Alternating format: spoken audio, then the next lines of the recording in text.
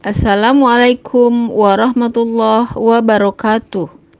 Saya Leni Ejiarti, calon guru penggerak Angkatan 10 Kabupaten Tangerang. Saya akan memaparkan koneksi antar materi modul 2.1 pembelajaran diferensiasi. Apa yang dimaksud dengan pembelajaran diferensiasi? Pembelajaran diferensiasi adalah serangkaian keputusan yang masuk akal yang dibuat oleh guru yang berorientasi kepada kebutuhan murid. Bagaimana pembelajaran diferensiasi dapat dilakukan di kelas? Pembelajaran diferensiasi dapat dilakukan di kelas. Yang pertama, guru harus mengetahui tujuan pembelajaran. Jadi, tujuan pembelajarannya harus jelas dan detail. Kemudian, guru menanggapi atau merespon kebutuhan belajar murid. Yang ketiga, guru menciptakan lingkungan belajar yang mengundang murid untuk aktif belajar. Yang keempat, guru mengerti dan memahami tentang manajemen kelas yang efektif. Dan yang kelima, guru melakukan penilaian berkelanjutan. Berkaitan dengan kebutuhan murid, guru harus yang pertama melihat kesiapan murid, yang kedua melihat minat murid, dan yang ketiga melihat profil belajar murid. Kesiapan murid. Yang pertama, kesiapan belajar. Kesiapan belajar atau readiness adalah kapasitas untuk mempelajari materi, konsep, atau keterampilan baru. Sebuah tugas yang mempertimbangkan tingkat kesiapan murid akan membawa murid keluar dari zona zaman mereka dan memberikan mereka tantangan. Namun, dengan lingkungan belajar yang tepat dan dukungan yang memadai, mereka tetap dapat menguasai materi atau keterampilan baru tersebut. Kesiapan belajar mengharuskan guru untuk melakukan penilaian awal, menentukan apa yang sudah diketahui murid dan di mana murid berada.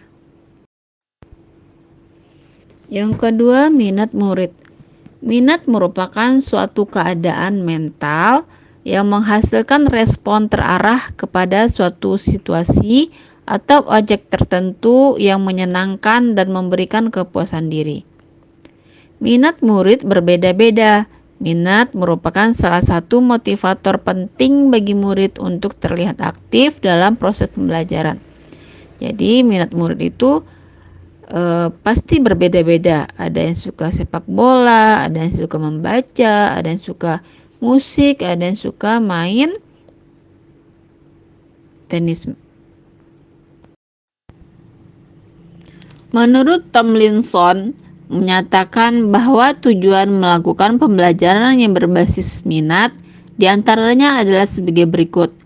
Yang pertama, membantu murid menyadari bahwa ada kecocokan antara sekolah dan kecintaan mereka sendiri untuk belajar. Yang kedua, mendemonstrasikan keterhubungan antar semua pembelajaran. Yang ketiga, menggunakan keterampilan atau ide yang dikenal murid sebagai jembatan untuk mempelajari ide atau keterampilan yang kurang dikenal atau baru bagi mereka. Dan yang keempat, menentukan motivasi murid untuk belajar.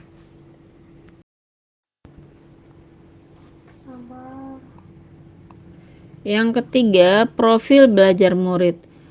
Profil belajar mengacu pada cara-cara bagaimana kita sebagai individu paling baik belajar.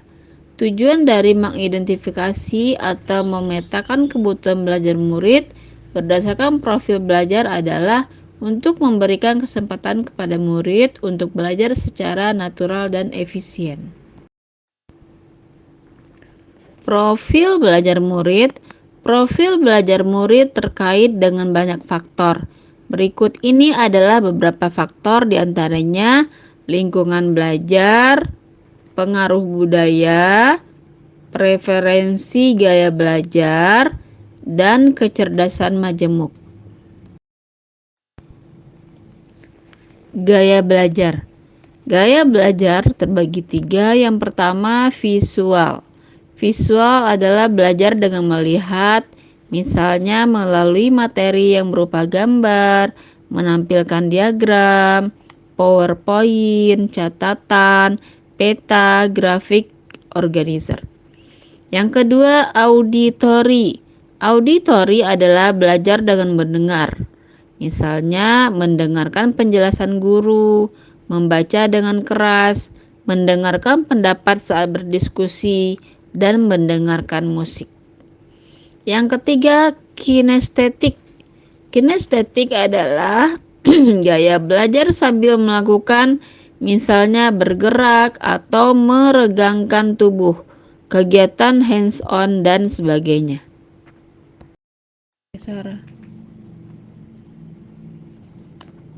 Cara-cara yang dapat dilakukan guru untuk mengidentifikasi kebutuhan belajar murid.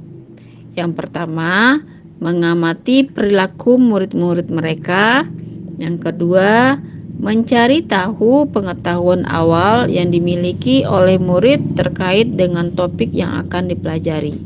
Yang ketiga, melakukan penilaian untuk menentukan pengetahuan, keterampilan, dan sikap mereka saat ini. Yang keempat, mengamati murid ketika mereka sedang menyelesaikan suatu tugas atau aktivitas. Bagaimana saya melihat kaitan antara materi dalam modul ini dengan modul lain di program pendidikan guru penggerak? Kaitan modul 2.1 dengan 1.1. Seperti yang telah kita pelajari di modul sebelumnya, Ki Hajar Dewantara telah menyampaikan bahwa maksud dari pendidikan adalah menuntun segala kekuatan kodrat yang ada pada anak-anak agar mereka sebagai manusia maupun anggota masyarakat dapat mencapai keselamatan dan kebahagiaan yang setinggi-tingginya.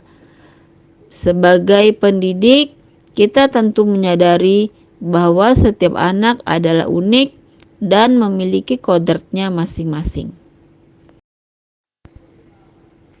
Strategi untuk mendiferensiasi pembelajaran. Yang pertama, konten, yang kedua proses, dan yang ketiga produk. Diferensiasi konten berkaitan dengan yang kita ajarkan seperti materi, konsep, atau materi yang kita pelajari berdasarkan kurikulum. Diferensiasi konten. Mendiferensiasi konten bisa dilakukan dengan memberdayakan pengorganisasian atau format penyampaiannya, bukan mengubah atau menurunkan standar kurikulum. Diferensiasi proses adalah kegiatan yang memungkinkan murid berlatih dan memahami serta memaknai konten dengan cara membedakan proses yang harus dijalani murid. Diferensiasi produk. Diferensiasi produk adalah bukti yang menunjukkan apa yang murid telah pahami dengan cara membedakan atau memodifikasi produk sebagai hasil belajar murid, hasil latihan murid, penerapan dan pengembangan apa yang dipelajari. Apakah keterkaitan antara modul diferensiasi 2.1 dengan modul yang lain? Dengan modul 1.1, dengan modul 1.2, modul 1.3, dan modul 1.4. Keterkaitan modul 1.1 dan 2.1. Untuk melakukan pembelajaran diferensiasi, maka guru harus memenuhi kebutuhan belajar anak sesuai dengan kodrat alam dan kodrat zaman, berdasarkan filosofi Ki Hajar Dewantara. Keterkaitan modul 1.2 dan 2.1. Dalam melakukan pembelajaran diferensiasi, seorang guru penggerak harus berpihak pada murid, reflektif, mandiri, kolaboratif, dan inovatif untuk menciptakan pembelajaran berdiferensiasi agar dapat memenuhi kebutuhan murid. Maka seorang guru penggerak